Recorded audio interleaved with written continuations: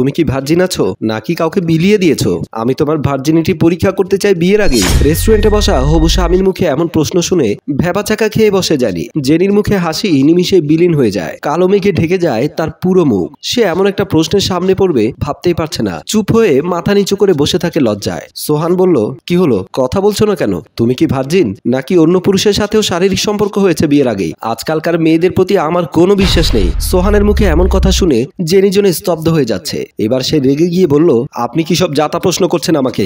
নিজের বিবেক বুদ্ধি কি লোপ পেয়েছে আপনার? সোহান বলল, জাতা প্রশ্ন কখন করলাম? আমার হবু বউ, আমার তো জানা দরকার আছে, তাই না? আমি তো আর দেখে শুনে কাদায় পা দিতে যাব না। জেনি বলল, আশা করি আপনি আমার ব্যাপারে সব ধরনের খোঁজ খবর নিয়ে আমাকে বিয়ে করতে রাজি হয়েছেন। আর আজ আমাদের প্রথম মিট হলো। আপনার এই প্রশ্নটা আমার কাছে ভালো লাগেনি। আর আপনি কিভাবে আমার ভার্জিনিটি পরীক্ষা করবেন এইটা ঠিক আমি বুঝলাম না। সোহান বলল, দূর থেকে তো আর বোঝা সম্ভব না। আমি চাই বিয়ের আগে তুমি আমার সাথে এক রাত থাকবে। তুমি যদি ভার্জিন হও তাহলে আমি তোমাকেই বিয়ে করব।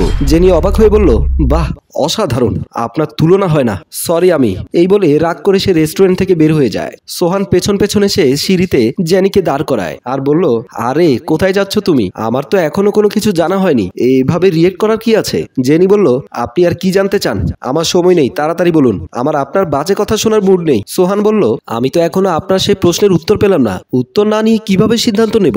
জেনি বলল, হ্যাঁ আমি ভার্জিন। আজ পর্যন্ত আমি তো কোনো পুরুষের সামনে তো দূরের কথাও বলিনি। সোহান বলল, বাহ, এই যুগে এমন মেয়ে এখনো আছে, ভাবতেই পারছি না। সোহানের গা জ্বালানো কথাগুলো জেনির কাছে মোটেও ভালো লাগছে না। জেনি এবার রাগী কণ্ঠে বলল, আপনি কেমন মানুষ সেটাও আমার জানা হয়ে গিয়েছে। নিজে যেমন অন্যদেরও তেমন ভাবেন। আগে নিজের চরিত্র ঠিক করুন, তারপর অন্যের চরিত্র নিয়ে প্রশ্ন তুলবেন। এই কথা বলে জেনি হুটহাট করে নিচে নেমে যায়। জেনি আর সোহানের বিয়ে। আজ তাদের বাসর রাত। জেনি লাল শাড়ি আর ঘোমটা দিয়ে অপেক্ষা করছে তার স্বামীর জন্য। দরজা খোলার শব্দে জেনি নড়ে চড়ে বসে আর সামনের দিকে তাকাতেই দেখলো তার স্বামী সোহান অন্য একটা মেয়ে নিয়ে দাঁড়িয়ে আছে রুমের সামনে। এক হাত দিয়ে মেয়েটাকে জড়িয়ে ধরে আছে সোহান। জেনি সোহানকে এইভাবে দেখে বাকরুদ্ধ হয়ে গেল। যতই হোক, সোহান এখন তার স্বামী। কোনো স্ত্রী তার স্বামীর পাশে অন্য কোনো মেয়েকে মেনে নিতে পারবে না। নীরব একটা হাসি দিয়ে মেয়েটাকে সাথে নিয়ে রুমের ভেতরে প্রবেশ করবে। এমন সময় জেনি দৌড়ে খাট থেকে নেমে যায়। এই মেয়েটাকে সোহান, এই মেয়ে নিয়ে আপনি কেন এই রুমে আসলেন? সোহান চেঁচিয়ে বলল, এটা আমার রুম, এখানে আমি কাকে নিয়ে আসবো সেই কৈফিয়ত কি তোকে দিতে হবে নাকি? জেনি বলল, এই রুম আগে আপনার ছিল, এখন একা আপনার নয়, ভুলে যাবেন না। আমি এখন থেকে আপনার বিয়ে করাবো। সোহান একটা হাসি দিয়ে বলল, বউ, তোকে আমি কখনোই আমার স্ত্রীর অধিকার দেব না। আমি তোকে বিয়ে করেছি শুধু প্রতিশোধ নেওয়ার জন্য। তুই কি ভাবছিস তোর সেদিনের অপমানের কথা আমি খুব সহজে ভুলে যাব? এখন তুই বুঝতে পারবি আমার কেমন চরিত্র। তুই রুমের বাইরে গিয়ে ঘুমা। জেনি বলল, মানে কি বলছেন এসব? একটা পরনারীর জন্য আমাকে রুম থেকে বের করে দেবেন?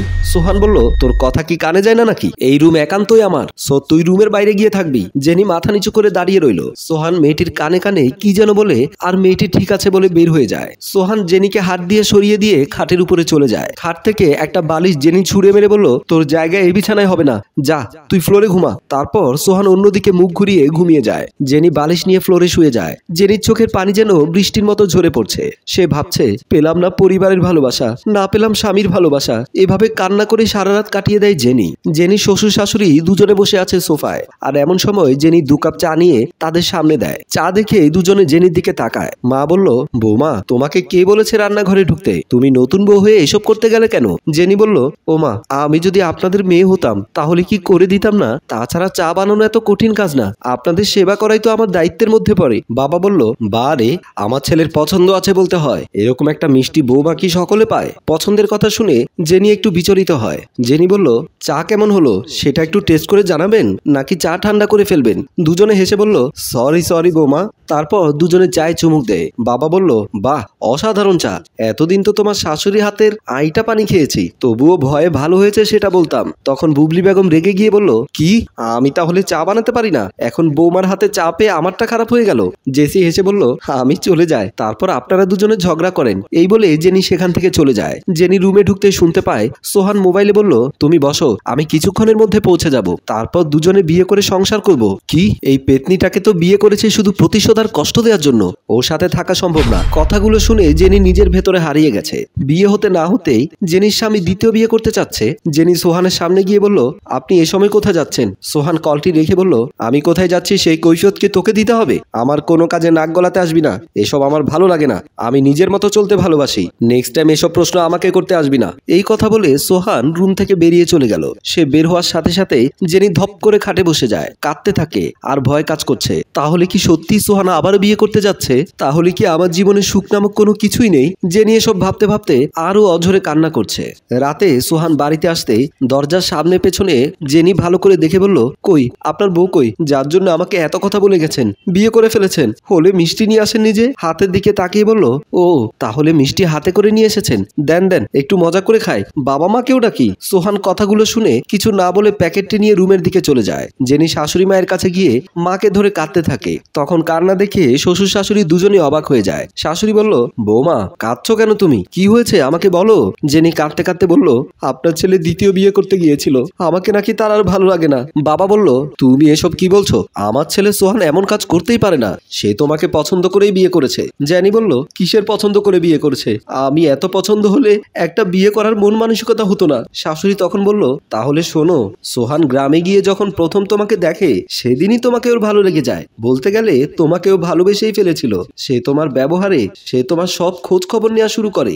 বাবা বলল, সে জানতে পারে তোমার কষ্টের কথা, সৎ মায়ের কাছ থেকে তোমার বেড়ে ওঠা, কত অবহেলা সহ্য করলে তোমার সৎ মায়ের আচরণে, সে সব খোঁজ নেই। এইসব শুনে সোহানের খুব খারাপ লাগে, তাই সে আগে তোমার সৎ মাকে হাত করে আর তাকে টাকার লোভ দেখায়, কারণ ও জানে তোমার বাবাও তোমার সৎ মায়ের কথা রাখবে।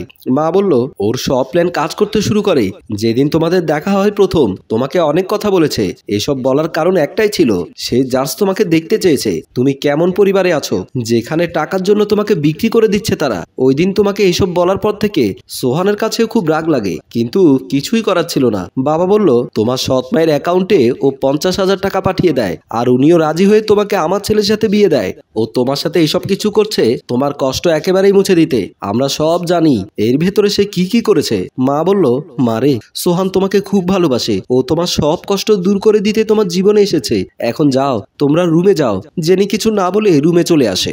জেনি রুমে যেতে সোহান জেনির হাত দুটি ধরতে জেনি বলল, আমাকে স্পর্শ করবেন না আপনি, আমি আপনাকে ঘৃণা করি। সোহান হেসে বলল, ও মা, আমার উপরে এত রাগ?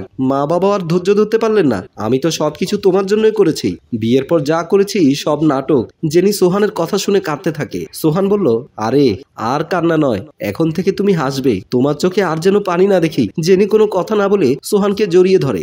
দুজনকে কিছুক্ষণ জড়িয়ে ধরে রাখে। তারপর সোহান জেনির কানের কাছে গিয়ে বলল, হবে নাকি আজকে রাতে আমাদের বাসর? কথা শুনে জেনি লজ্জা পেয়ে যায়, আর সোহান জেনিকে শক্ত করে জড়িয়ে ধরে। সুন্দর মুহূর্ত দেখিয়ে আমাদের গল্প এখানেই শেষ হয়। সম্মানিত ভিউয়ার্স, কিছু কিছু ভালোবাসা আসলেই সুন্দর, তবে আমি মনে করি যেমন সম্পর্ক হোক না কেন তাতে বিশ্বাস রাখতে হবে। যেখানে বিশ্বাস নেই সেখানে ভালোবাসাও নেই। বেঁচে থাকুক ভালোবাসা। গল্প ভাবনায় হাশেম রাজু, পরিচালনায় রেজাউল কবির চৌধুরী ও প্রযোজনায় মঞ্জুর মোর্শেদ মিউজিক প্লাস। গল্পটি ভালো লাগলে লাইক, কমেন্ট এবং শেয়ার করুন। ধন্যবাদ।